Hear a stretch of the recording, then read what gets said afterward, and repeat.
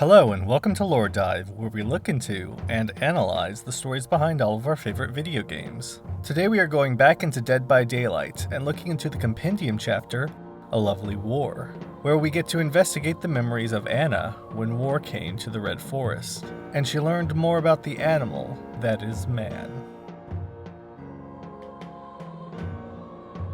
Dawn bleeds across the craters and trenches and into the devastated forest. Explosions tear the ground, mud rises and showers Anna. Men tumble headlong into open craters filled with rotting cadavers. Mangled human and horse flesh make a feast for rats. Other men are blasted to bits and pieces. Some drown in mud and blood. The brutal savagery of these human animals amuses Anna. She's never been so entertained. They are worse than hungry wolves fighting over a carcass. Some speak words she understands. Others speak words foreign to her ears. A pathetic scream like nothing she's heard suddenly startles her. She follows the source of the sound into the decimated forest, where she sees a small canvas tent and Russian soldiers guarding foreign prisoners. She watches them all evening. She watches horrified when they execute one of the horses for dinner. So much meat wasted due to sloppy butchery. After dinner, the Russians grab one of their foreign prisoners and crush his head with a shovel to pass the time. They laugh and make jokes. She watches them in the shadows and laughs silently. Not with them, at them. A shovel is clunky, the blows are awkward, the death messy. These men are neither fish nor meat. Her mother taught her better. Anna doesn't understand these people, doesn't understand why they butcher each other. Living in the reclusive Red Forest, she never would have learned how men will fight and squabble over imaginary lines on a map, how they torture and maim each other, because their side knows better. None of this matters to Anna. What matters to Anna is the hunt, and keeping her special little Bushka safe. She was going to search for another pack of human animals, but something catches her eye. Something that reminds her of her father. Something perfect for her little Bushka. A gift. Anna hides in the shadows and fixes her gaze on the gift. The Russian soldier carves the gift as he guards and swears at foreign prisoners in the shredded canvas tent. They kill and torture each other because they cannot talk to one another. She remembers a book her mother once had. She pointed to the pictures and called them soldiers. They were the ones who butchered her father. Soldiers tear each other apart for reasons her mother could never explain. She watches them and doesn't understand. She's not sure they do either. Maybe they like the hunt, the scent of fear, the bloodlust. She stares at the perfect gift and wants to give them a little war they'll never forget. But there are too many. And her mother suddenly appears before her with a smile and tells her little Anna she will need to thin the ranks. I can do that. I will show you, and I will show them where crawfish sleep. Anna has a new name for her prey. A new, yet old and forgotten name. A name that gives Anna a touch of anger, but just a touch. Using it as motivation, Anna will do what she can to hunt down these soldiers that torture and maim each other pointlessly. She'll show them how a true hunter acts, the last lesson they'll ever learn. The Russian soldier does a peculiar thing to his prisoner.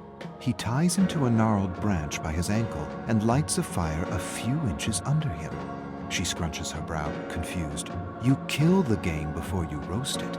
But these soldiers enjoy his agony. She recognizes the yelling and shrieking foreigner. Just a few moons ago, he was torturing Russian prisoners in another tent. Just a few moons ago, he was the tormentor. The Russian holds the perfect gift in his hands while the prisoner shrieks and squeals like a pig. She smirks. It's kind of a funny cry. It is. It's amusing. The Russians make jokes and imitate the squealing cry. She fights down explosive laughter. It's the most ridiculous sound she's ever heard. The sound of an approaching soldier suddenly startles her. She wheels to see a glittering bayonet rushing her. She evades and grabs the pathetic scrawny man by the neck, curls her calloused fingers around his bulging apple, and yanks with devastating fury. With a choked gurgle, he collapses and lies dead on the ground with his throat torn out. She returns her attention to the laughing Russians and the squealing human swine. She smiles. They'll all be making similar sounds when she's through with them. 4 Russian soldiers lurk around the tent searching for their missing comrade. Anna stealthily tracks one soldier, inching closer and closer with every step. Poor pea-green mule. He has no sense these will be his last few breaths. She watches him for a long moment, then strategically steps on a twig. The crack makes him turn, but before he meets Anna's gaze, her axe splits his nose between the eyes, smashing his teeth and severing his tongue. She covers his bloody mouth with her hand as she rummages through his pockets for the perfect gift. Nothing. She raises her hand to let the choking, gurgling sounds lure the other 3.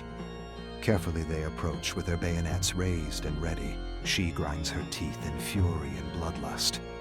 She rolls their comrade's severed head in their midst. A moment of shock, and it's all she needs as she leaps out and drops 2 soldiers with one lash of her axe. The other soldier rushes in with a scream, and she meets him with a sweeping stroke that severs his head clean off the torso. A geyser of blood erupts as his headless torso staggers stupidly back and forth as though searching for its lost head. The torso staggers forward, then pitches backward and collapses. The sounds of another attack reach her before the blade. She lashes left and right, and the body collapses in mangled pieces. The soldier stares at the pieces of his body around him in terror. She laughs and thinks about that story her mother used to tell her. Sorry, Yetso. Can't be put together again. Anna's hunt has begun, and the soldiers are no match for her survival instinct. The soldiers may be living in the forest, but Anna was shaped by it, a reflection of how harsh the wilds can be. She continues to hunt down the soldiers, take their garments, and search for the perfect gift. As she does so, both sides of this war will have fewer and fewer soldiers that leave the Red Forest alive. Anna finds these soldiers curious. Where once the Russians and foreigners were roasting each other alive, they are now working together to survive her attacks. They are calling her a ghoul, a monster of the forest, saying she is a Bodark. Together the soldiers dig pits and sabotage their camp. Anna toys with them. She's outnumbered, and she knows it. She weakens their senses by depriving them of sleep. Every night she approaches their camp, sings a lullaby, then howls like a Bodark. The soldiers wake in a frenzy and scuttle in terror as she returns to her cabin to sleep with her little one. She rests for a few hours and then returns to her little war to reignite a cycle of terror. 1 or 2 sleepless nights and they'll be ripping each other apart.